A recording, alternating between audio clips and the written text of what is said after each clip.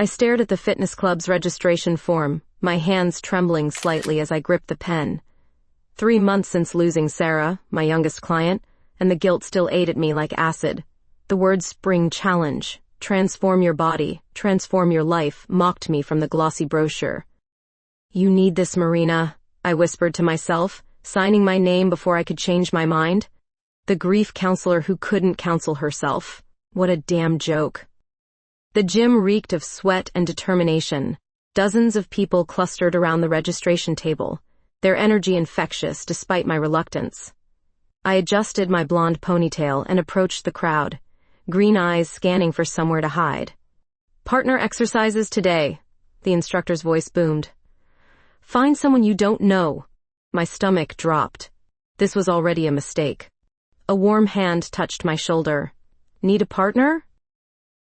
I turned to face the most striking woman I'd ever seen. Brunette hair swept back in a messy bun, blue eyes that seemed to see everything, and hands that spoke of hard work. She wore paint-stained workout clothes like they were designer gear. I'm Jane, she said, extending a calloused palm. Marina. Her grip was firm, confident. We moved to the balance station, where Jane demonstrated the pose effortlessly, one leg extended, arms spread wide like she was flying. When my turn came, I wobbled immediately. Here. Jane stepped behind me, her hands finding my waist. Trust your center.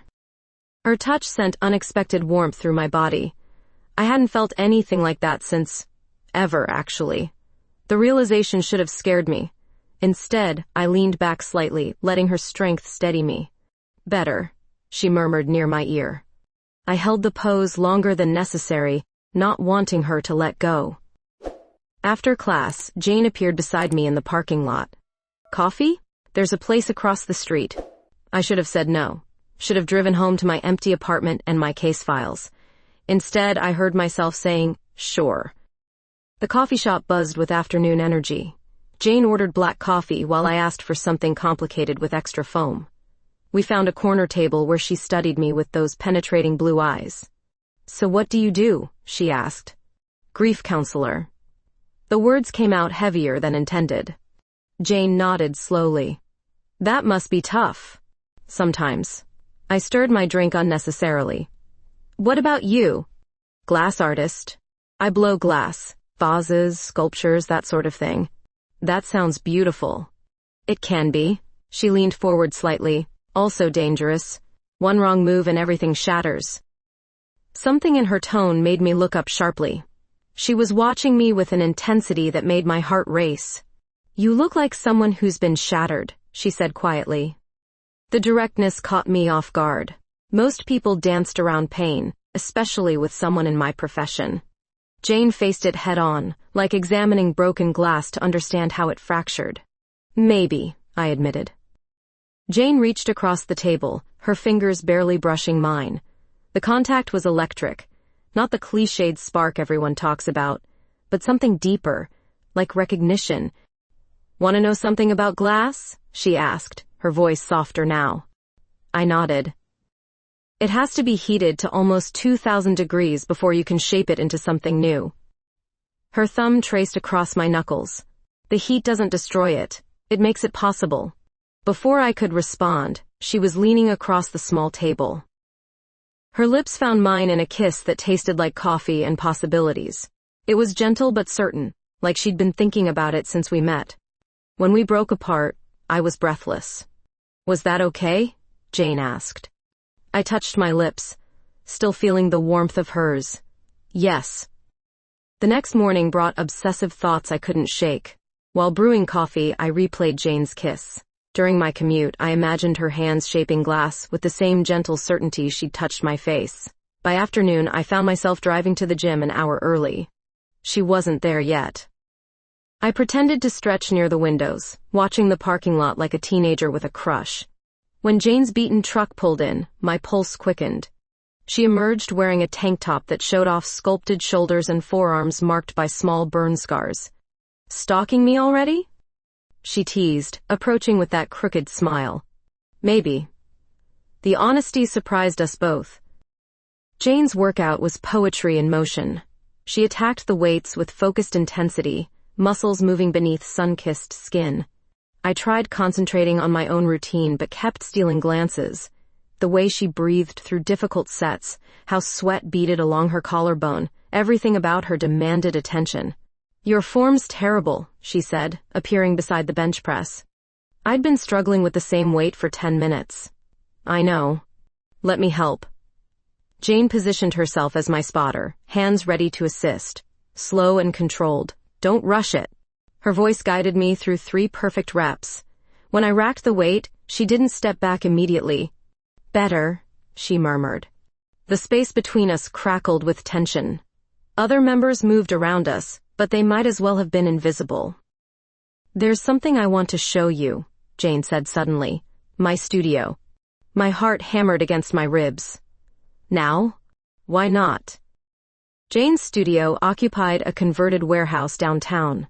Industrial windows flooded the space with golden afternoon light. Glass creations covered every surface, delicate flowers, abstract sculptures, bowls that seemed to capture liquid sunlight. "This is incredible," I breathed, turning slowly to take it all in. Jane watched my reaction carefully. Most people don't understand the appeal. I paused before a sculpture of intertwined figures, their forms suggesting intimacy without being explicit. It's about transformation, isn't it? Taking something ordinary and making it extraordinary. Something shifted in Jane's expression. Nobody's ever said that before. She led me to her workspace, where furnaces glowed like dragons. Tools hung in precise order. Everything positioned for the dangerous dance of creation. "Want to see how it works?" Jane gathered a blob of molten glass on the end of a long rod. The material glowed orange hot, alive with potential. She began shaping it with breath and movement, rotating the rod constantly. "The glass wants to drip," she explained, never taking her eyes off her work. "You have to keep it moving or gravity wins." I was mesmerized, the way she read the glass, anticipating its behavior, adjusting her technique moment by moment. This was her element, where she belonged completely. "It's like therapy," I said without thinking. Jane paused mid-rotation. "How so?" "People come to me broken, heated up by trauma. My job is helping them find a new shape without losing their essence." She set the piece aside to cool and faced me fully. "That's exactly what it's like." The admission hung between us, heavy with implication. Jane stepped closer, glass dust sparkling on her cheekbones. "You understand," she said quietly. "I want to." This time when she kissed me, it was different, hungry, searching. My back pressed against the workbench as her hands framed my face. I tasted salt and sweet, felt the calluses that spoke of countless hours creating beauty from fire. "Marina," she whispered against my lips. Hearing my name in her voice undid something essential. I pulled her closer, needing to eliminate every inch of space between us. Her body was solid and warm, real in a way that made everything else fade. When we finally broke apart, both breathing hard, Jane rested her forehead against mine. "I don't usually do this," she said. "What? Kiss women in your studio?" "Kiss women, period." Her honesty was blade sharp. "Not like this." The confession sent heat spiraling through my chest. I touched her face, thumb tracing the strong line of her jaw. "Neither do I." 3 days passed before I found an excuse to return. "Thought you might want coffee," I said, holding up 2 cups like peace offerings. Jane looked surprised but pleased. Perfect timing. I'm between pieces. She'd changed from workout clothes into paint-splattered jeans and a fitted t-shirt that showed off her curves. Somehow she made even work clothes look deliberate.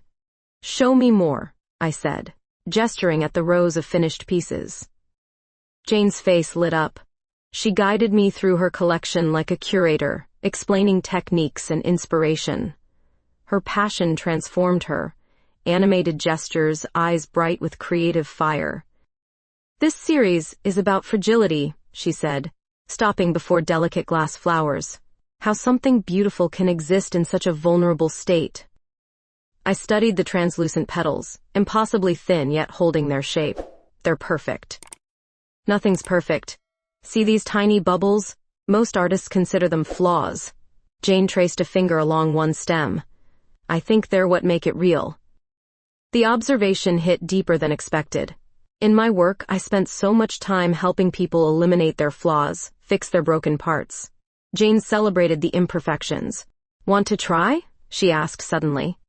Try what? Making something. Glass doesn't bite. Before I could protest, she was pulling on leather gloves and firing up a furnace. The heat hit my face in waves as she gathered molten glass on a rod. Just hold it steady, she instructed, positioning herself behind me.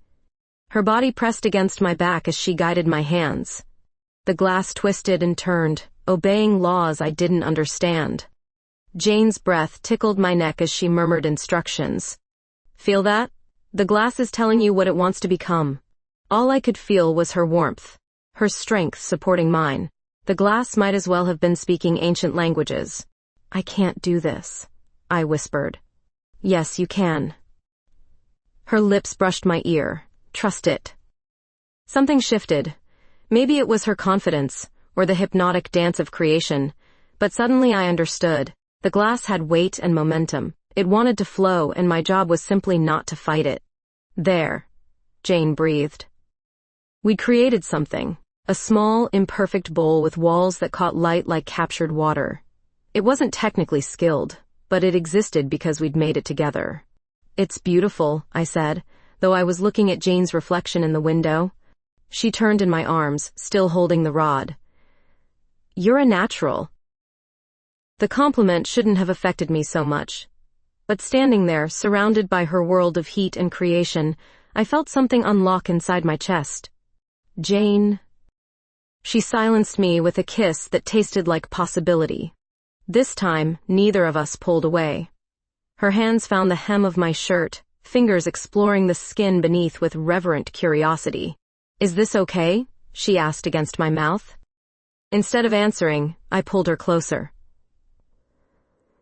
We moved together toward a cleared space between workbenches, still kissing, still discovering. Jane's touch was gentle but certain, mapping territories I'd never let anyone explore. When she lifted me onto the workbench, I didn't hesitate. Her shirt joined mine on the floor, revealing skin marked by artistic dedication, small scars, muscle definition that spoke of physical labor.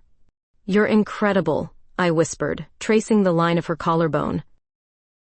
The words seemed to unlock something in Jane. She kissed me deeper, more urgently. The furnaces cast everything in golden light as we lost ourselves in each other, boundaries dissolving like heated glass. Later, wrapped in Jane's oversized flannel shirt, I watched her bank the furnaces for the night. The ritual was meditative, checking temperatures, arranging tools, preparing for tomorrow's creation. Stay, she said without looking up. Tonight? However long you want. The offer hung between us, heavy with implication. I thought about my empty apartment, my case files waiting on the kitchen table, the carefully constructed walls I'd built around my life. Okay, I heard myself say. Jane's apartment above the studio was sparse but warm. She made pasta while I explored, finding books on glass art mixed with poetry, plants thriving in south-facing windows. You read Neruda? I asked, holding up a worn volume. Poetry helps when I'm stuck creatively. Jane stirred sauce, not looking embarrassed. What's your secret inspiration? I don't think I have one anymore. The admission surprised me. When had I stopped being inspired by my work? When had helping others become a burden instead of a calling? Jane set down the spoon and faced me. Everyone has something that lights them up. Maybe I lost mine. Or maybe you just need the right temperature to reshape it. Before I could respond, she was kissing me again. And all thoughts of inspiration fled except for this. Jane's hands in my hair, her body pressed against mine, the furnaces still glowing stories below like sleeping dragons guarding our secret. Waking up in Jane's bed felt like emerging from underwater.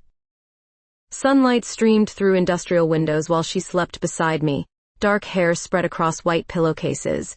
I'd never spent a full night with anyone before, not like this, not with my defenses completely down. My phone buzzed with appointment reminders. Real life reasserted itself with cruel efficiency. I have to go, I whispered, kissing Jane's shoulder. She stirred, blue eyes finding mine. Come back tonight? Yes. The word came without hesitation. Whatever was happening between us had moved beyond choice. My first client of the day was Marcus, 16 and angry at the world. His parents had dragged him to therapy after finding certain photos on his phone, photos that revealed what he'd been hiding for years. They keep asking if I'm sure, Marcus said, slumped in the chair across from my desk. Like being gay is a damn phase. I studied his defiant posture, recognizing the protective walls I'd built myself. What did you tell them? Nothing. They wouldn't understand anyway.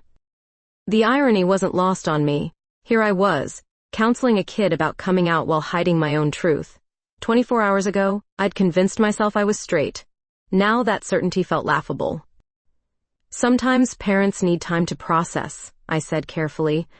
Change is scary for everyone. Easy for you to say. You don't have to live with them. His words stung more than they should have. I thought about my own parents, gone now but never people I could have shared this with. The loneliness of secrets felt suddenly overwhelming. You're right, I admitted. I don't know exactly what you're going through. But I know hiding who you are takes enormous energy. Marcus looked up, surprised by my honesty. The question is whether you're ready to stop hiding from yourself, regardless of what anyone else thinks. That afternoon, I found myself at Jane's studio again. She was working on something new, a delicate piece that seemed to capture light and hold it prisoner. It's for you, she said without looking up. Me? Your eyes. They change color in different light. Green, gold, sometimes gray. I wanted to capture that. The casual intimacy of the gesture left me speechless. When had anyone paid such attention to details others missed? Jane set the piece aside and pulled me into her arms. How was your day? Complicated. I told her about Marcus, about the questions his situation had raised for me. Coming out isn't a one-time thing, Jane said thoughtfully. It's choosing authenticity over and over, with each new person you meet. How old were you? 22. My parents didn't speak to me for 3 years. The pain in her voice was carefully controlled. I traced circles on her chest, feeling her heartbeat beneath my palm. Do you regret it? Never. But I understand why people stay hidden. Safety matters. We ordered takeout and ate cross-legged on her bed, talking about everything and nothing. Jane told me about failed relationships, about lovers who wanted to change her or couldn't handle her dedication to her art. I shared stories about clients, about the weight of carrying others' grief. Do you ever wonder why broken people find each other? Jane asked. Are we broken? Maybe. Or maybe we're just honest about our cracks. She leaned over to kiss me, sauce still on her lips. The kiss deepened naturally, inevitably. Jane's hands found the buttons of my blouse while I tugged at her tank top. This time, there was no urgency. We moved slowly, learning each other's rhythms. Jane worshipped my body like she approached her art, with reverence and complete attention. Every touch was deliberate, designed to create something beautiful. When she traced patterns across my skin with her fingertips, I understood why glass responded to her touch. She saw beauty in everything, coaxed it to the surface with patient skill. You're incredible, I whispered as she kissed along my collarbone. So are you. Later, wrapped in sheets and contentment, Jane showed me sketches for future pieces. Her artistic vision was vast. Installations, collaborative works, pieces that would challenge viewers' expectations. This one's ambitious, I said, studying a drawing of 2 figures intertwined in glass. It's us, Jane said simply, the way we fit together. The casual way she included me in her future plans should have terrified me. Instead, I felt anchored for the first time in months. Jane? I think I'm falling in love with you. She turned to face me fully, blue eyes searching mine. Think? No. I know I am. Her smile was radiant. Good. Because I'm already there. She kissed me again, soft and sure, and I realized this was what inspiration felt like. The sense of endless possibility, of being seen and understood completely. Outside, Stockton settled into evening quiet, but here, surrounded by Jane's art and warmth, I felt more alive than I had in years. 2 months into our relationship, the opportunity arrived like lightning striking clear skies. City Councilman Davidson announced his retirement, leaving an open seat that could reshape Stockton's approach to mental health services. "You should run," Jane said over breakfast, reading the news article on her tablet. "Don't be ridiculous. I'm serious. You know the issues better than anyone." The idea terrified and thrilled me simultaneously. For years, I'd watched bureaucrats make decisions about mental health funding without understanding the real needs. Here was a chance to change that. Within a week, I'd filed the paperwork. My campaign manager, Ellen Rodriguez, was a sharp-eyed woman who'd helped elect 3 county commissioners. She studied my background, like a forensic analyst. "Your professional credentials are solid," she said during our first strategy meeting, "but voters need to connect emotionally. They want to know why this matters to you personally." I shifted uncomfortably in my chair. My work speaks for itself. Politicians' work speaks for them. People elect stories. Ellen leaned forward intently. "What's your story, Marina?" The answer lodged in my throat. How could I explain David without opening wounds I'd spent years sealing? My older brother, brilliant and sensitive, who'd taken his own life when I was 22. The reason I'd become a counselor. The pain that still shaped every day of my work. I don't like talking about personal things. That's exactly what you'll need to do to win. That evening, Jane found me pacing her studio like a caged animal. She was working on a new piece, something abstract and flowing that seemed to respond to her mood. "Ellen thinks I should tell people about David," I said without preamble. Jane's hands stilled on the glass. She knew about my brother. I'd shared that story during one of our late-night conversations, but discussing it publicly felt like sacrilege. "What do you think?" she asked carefully. "I think some things should stay private." Jane set down her tools and faced me fully. "But if sharing it could help other families?" "It's not that simple." The words came out sharper than intended. "David's death isn't campaign material." "That's not what I meant." "Isn't it? Turn tragedy into votes? Make my pain useful for politics?" Jane flinched at my tone, but her voice remained steady. "I meant that maybe your pain already helps people. Maybe making it public could help more." I knew she was right, but the thought of strangers dissecting David's story, my story, made my skin crawl. Some wounds were too sacred for public consumption. A week later, Ellen presented her research. My opponent, Tom Bradley, had name recognition and deep pockets. His family had lived in Stockton for generations. I was the outsider, the unknown quantity. "We need something that distinguishes you," Ellen insisted. "Your brother's suicide, your personal connection to mental health advocacy, that's your advantage." "No." The word came out flat, final. Ellen's frustration was palpable. "Then we're fighting with one hand tied behind our backs." That night, Jane tried a different approach. We lay in her bed, my head on her chest, listening to her heartbeat. "Tell me about David," she said softly. "Jane?" "Not for the campaign, for me." So I did. I told her about David's poetry, his gentle nature, the way he'd protected me from our parents' arguments, how depression had crept in during college, stealing pieces of him until only shadows remained. The morning I'd found his note, clinical and apologetic, explaining that he simply couldn't carry the weight anymore. "He would have liked you," I whispered against her skin. Jane's arms tightened around me. "I wish I could have met him." The following week, Ellen arranged town halls across the district. At each event, people shared their struggles: addiction, depression, family mental health crises.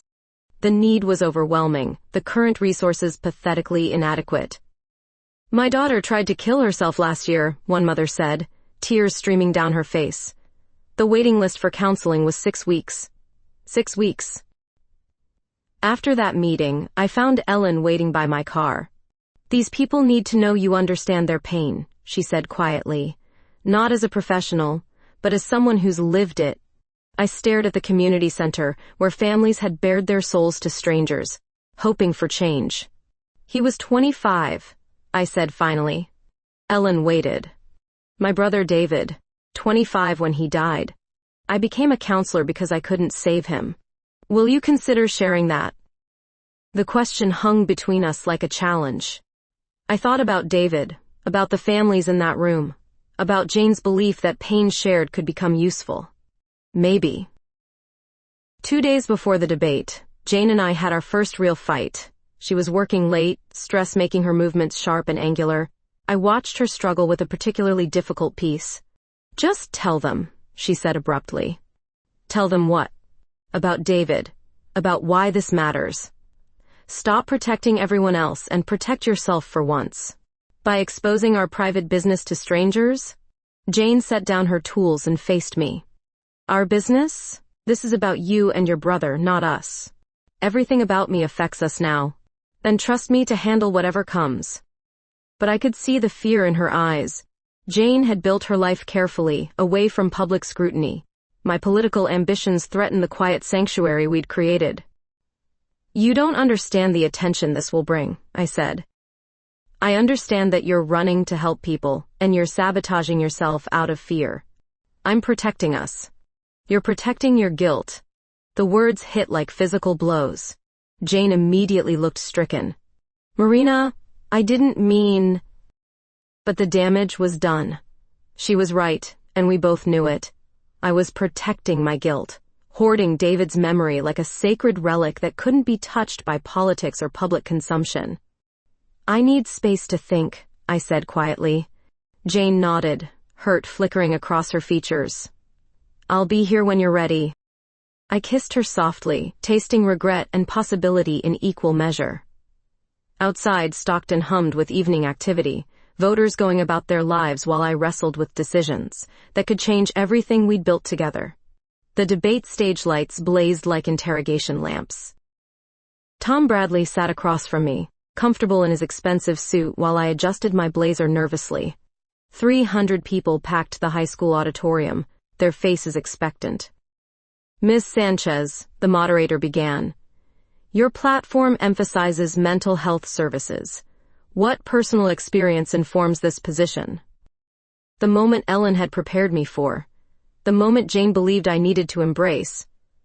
I gripped the podium edge, feeling David's memory like a weight in my chest. 7 years ago, I began, my voice steady despite my racing heart, my brother David took his own life. The audience shifted, leaning forward. Bradley's confident expression flickered. He was a poet, brilliant and sensitive.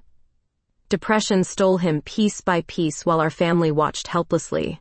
When he died, I realized our community fails people like David every day. My voice cracked slightly. I became a grief counselor to prevent other families from experiencing that loss. The words hung in charged silence.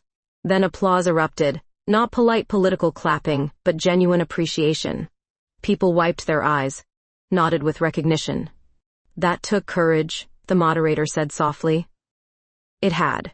But as I continued the debate, answering questions with newfound clarity, I felt David's presence like a blessing.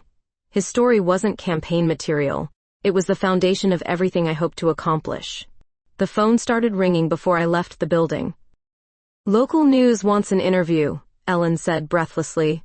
"The Chronicle wants background on your brother. Channel 7 wants to follow you for a day." My stomach churned. This was what I'd feared. David's private pain becoming public spectacle. "Schedule them carefully," I managed. Driving home, I called Jane 3 times. She didn't answer.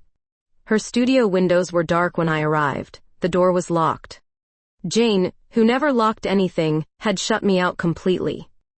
I sat in my car for an hour, watching shadows move behind blackout curtains. Finally, I drove to my apartment, which felt foreign after so many nights in Jane's bed. The Chronicle article appeared 2 days later. Candidate's personal tragedy drives public service mission splashed across the front page, complete with photos of David from my campaign materials. Seeing his face in newsprint made me nauseous. The response was immediate and overwhelming. My campaign office flooded with volunteers. Donations poured in from people who'd lost family members to suicide. Support group leaders endorsed my candidacy. But Jane remained silent. I threw myself into campaigning with desperate energy. Town halls, neighborhood walks, interview after interview where I shared David's story and our family's struggle. Each telling felt like reopening a wound, but the public's response was undeniable. You're connecting, Ellen said, studying polling numbers. Bradley's lead is shrinking. 3 weeks before the election, I broke down during a television interview. The host asked about David's final note, and something inside me shattered. I cried on camera, ugly tears that no media training could have prevented. The video went viral. Councilwoman candidate's raw moment appeared on social media platforms, shared thousands of times. People called me authentic, brave, real. I felt like a fraud.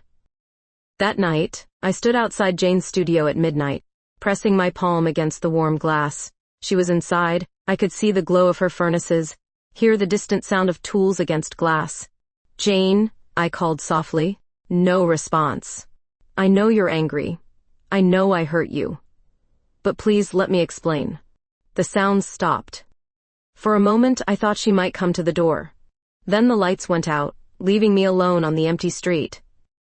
Election night arrived with autumn rain pattering against campaign headquarters windows. Volunteers clustered around computer screens, refreshing vote tallies every few minutes.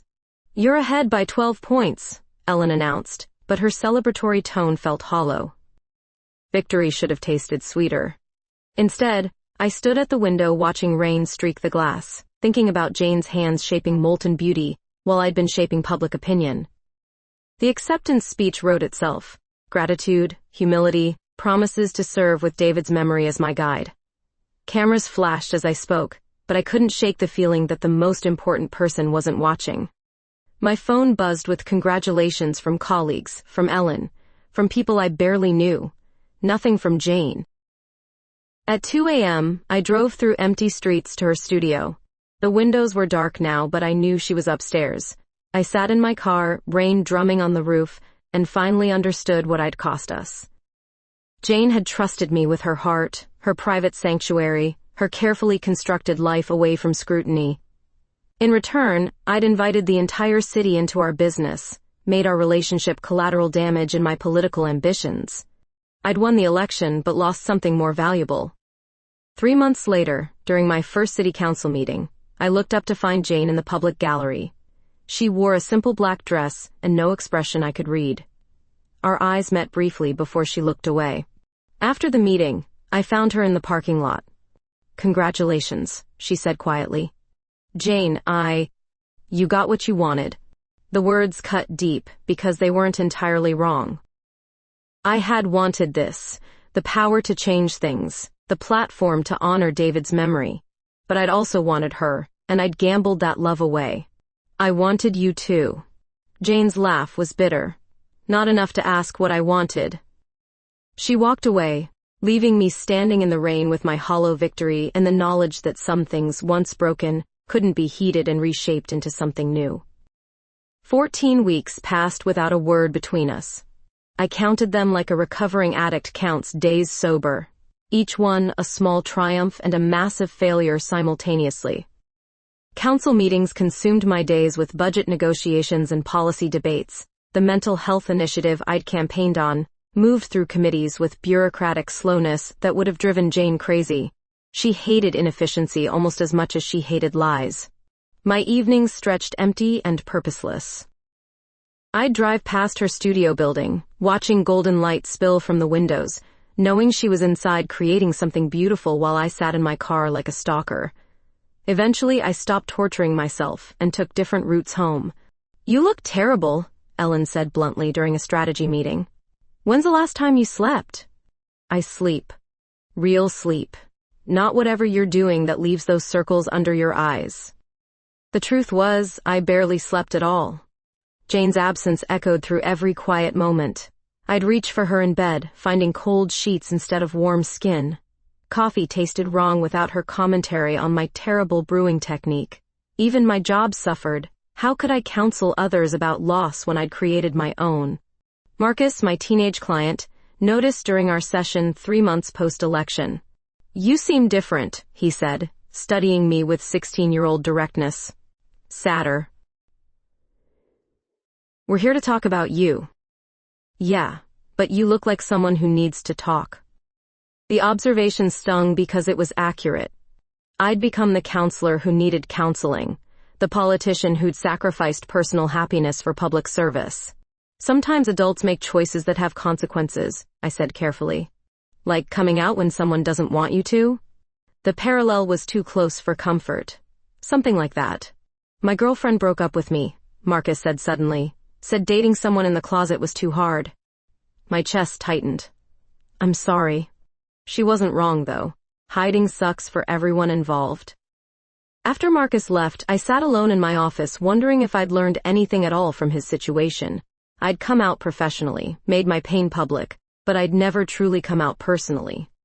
Jane and I had existed in a beautiful private bubble that I'd popped with political ambition. 6 months after the election, I learned through the local arts newsletter that Jane was preparing for a major gallery showing.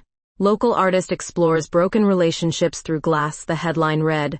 My name wasn't mentioned, but I knew. The article included a photo of Jane in her studio, surrounded by new pieces. She looked thinner, more angular, like her art had been carved from her own substance. Dark circles shadowed her blue eyes, and her smile seemed forced for the camera. I'd done that to her. Taken someone vibrant and joyful and left her hollow. 3 weeks later, unable to resist, I drove past the gallery district. Jane's name appeared on a marquee outside Morrison Gallery. Transparent Wounds, New Works by Jane Bailey. Opening night was Friday. I shouldn't go. Had no right to intrude on her artistic triumph. But Thursday night found me standing in my closet, holding the blue dress Jane had once said matched her favorite glass pieces. Friday evening, I parked 3 blocks away and walked to the gallery like heading to my execution. Through tall windows, I could see crowds of people, wine glasses catching light, Jane moving between admirers in a simple black dress that made her look untouchable. I almost left. Should have left. Instead, I pushed through the gallery doors. The artwork hit me like physical blows, shattered forms that somehow held together, suggesting intimacy broken by outside forces. Pieces that captured the moment before destruction, when glass still dreamed it was whole. Devastating, aren't they? A woman beside me said. Such raw emotion. I nodded, unable to speak. These weren't just artistic expressions. They were Jane's heart broken into fragments, each piece telling the story of what we'd lost. The centerpiece dominated the main wall, 2 figures intertwined in glass, one protecting the other, both cracking from internal pressure. The nameplate read Campaign Promise. Marina.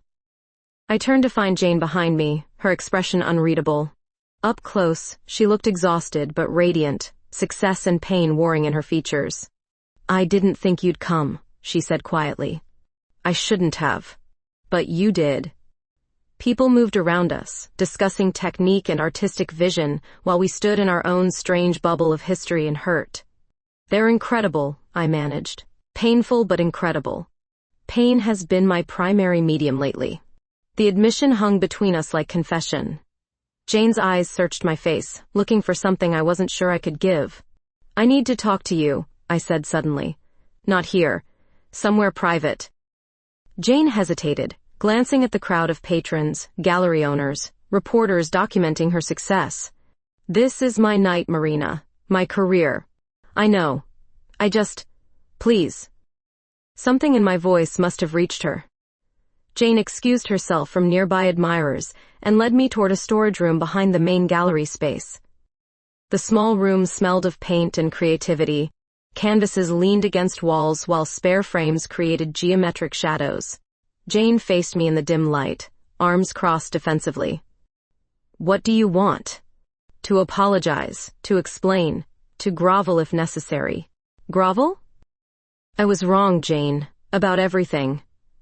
I thought protecting David's memory mattered more than protecting us. I thought my pain gave me the right to ignore yours. Jane's expression softened slightly. You weren't entirely wrong. Your brother's story did help people. At your expense. At our expense. At our expense, I repeated, the words heavy with acknowledgement. I made decisions for both of us without asking what you wanted. Jane leaned against a stack of canvases, studying me in the dim storage room light. Gallery noise filtered through the walls, laughter, conversation, success happening just beyond this private moment. I waited for you to call, she said quietly. Every damn day for 2 months, I waited. I didn't know what to say. How about I'm sorry? How about I miss you? How about anything that wasn't radio silence? Her pain was raw, immediate. I stepped closer, desperate to bridge the distance between us. I'm saying it now. I'm sorry, Jane. I miss you so much it physically hurts. I haven't been able to create anything meaningful, in my work, in my life, without you. You won your election. I won a seat on city council and lost the only person who mattered. Jane's composure cracked slightly. You think it's that simple? Show up, apologize, and everything's fixed? No, I think it's complicated and messy and maybe impossible, but I think we were building something real before I destroyed it. Were we? Or were you just using me as inspiration until something better came along? The accusation stung because I could understand why she'd think that. You weren't inspiration, Jane. You were home. She turned away, hands clenched at her sides. Don't say things like that unless you mean them. I mean every word. Then prove it. Before I could ask how, Jane was kissing me with desperate hunger. 6 months of separation poured into that contact. Anger, longing, need that had been carefully buried but never gone. I responded instinctively, pulling her closer, tasting the salt of tears I hadn't realized she was crying. Her hands fisted in my hair, while mine found the warm skin at her waist, relearning territories I'd memorized and lost. Jane, I whispered against her mouth. Don't talk, she said fiercely, just feel this. She pressed me back against the storage room wall, her body solid and real against mine. This wasn't gentle reunion. It was raw reclamation, both of us trying to prove something that words couldn't accomplish. Jane's hands moved with remembered skill, finding buttons and zippers with muscle memory. I helped, equally desperate to eliminate barriers between us. Her skin was warm silk, marked by new scars from months of aggressive glassworking. When she lifted me onto a supply table, I didn't hesitate. Everything outside this room, the gallery showing the political expectations, the careful reconstruction of our separate lives, faded to irrelevance. I missed this, Jane breathed against my neck. Missed you. We moved together with desperate efficiency, reconnecting physically before we'd resolved anything emotionally. It was reckless and necessary, confirmation that some bonds survived even devastating breaks. Later, hastily dressed and breathing hard, we stared at each other in the aftermath. Jane's hair was disheveled, her dress wrinkled, her lips swollen from kissing. This doesn't solve anything, she said, but her voice lacked conviction. It's a start. Marina. She hesitated, vulnerability replacing defiance.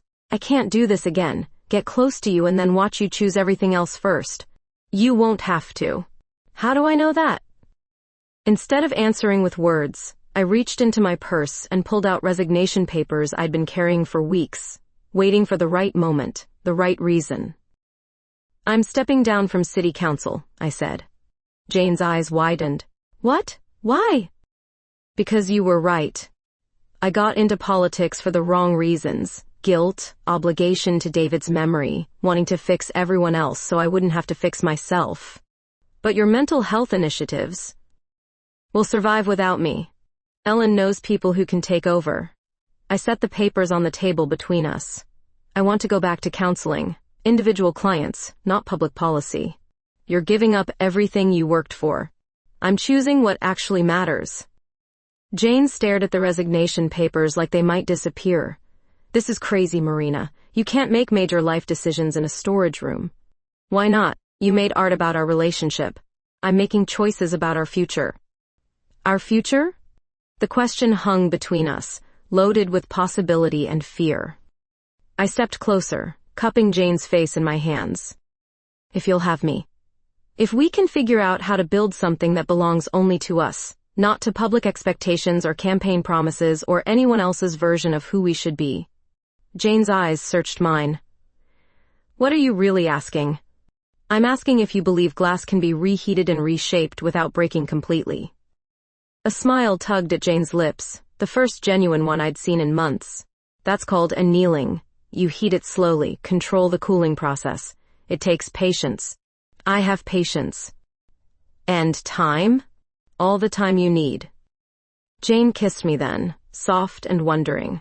like testing whether we could still create beauty together. When we broke apart, she rested her forehead against mine. "The gallery showing," she said suddenly, "is yours to finish. I'll wait." We returned to the main gallery separately. I watched from across the room as Jane moved between admirers, explaining techniques and inspiration. She glowed with artistic success, finally receiving recognition she'd earned through years of solitary work. Several times our eyes met across the crowd. Each glance was a small promise, a step toward rebuilding what we'd lost. Near midnight, after the last patron left and the gallery staff finished cleaning up, Jane found me sitting on the front steps. "Ready to go home?" she asked. "Your place or mine?" "Mine. I have something to show you." Hand in hand, we walked through empty streets toward her studio, toward the possibility of second chances and careful reconstruction of dreams that had been too fragile the first time around.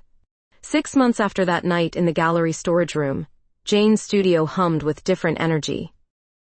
The aggressive pieces that had filled her transparent wounds exhibition had been replaced by something more hopeful, still complex, still honest, but no longer bleeding. I watched her work from the couch we'd moved into the main studio space, resignation papers officially filed, private practice re-established in a small office near downtown.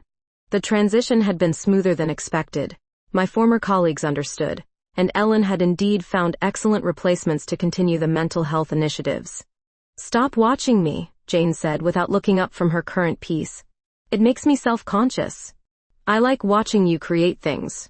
You're supposed to be reviewing client files." She was right. 3 folders sat unopened on my lap, while I'd been indulging in the simple pleasure of observing Jane in her element. These days, smaller pleasures felt monumental. Morning coffee together, Jane's sleepy smile when I brought her lunch, the way she hummed while working.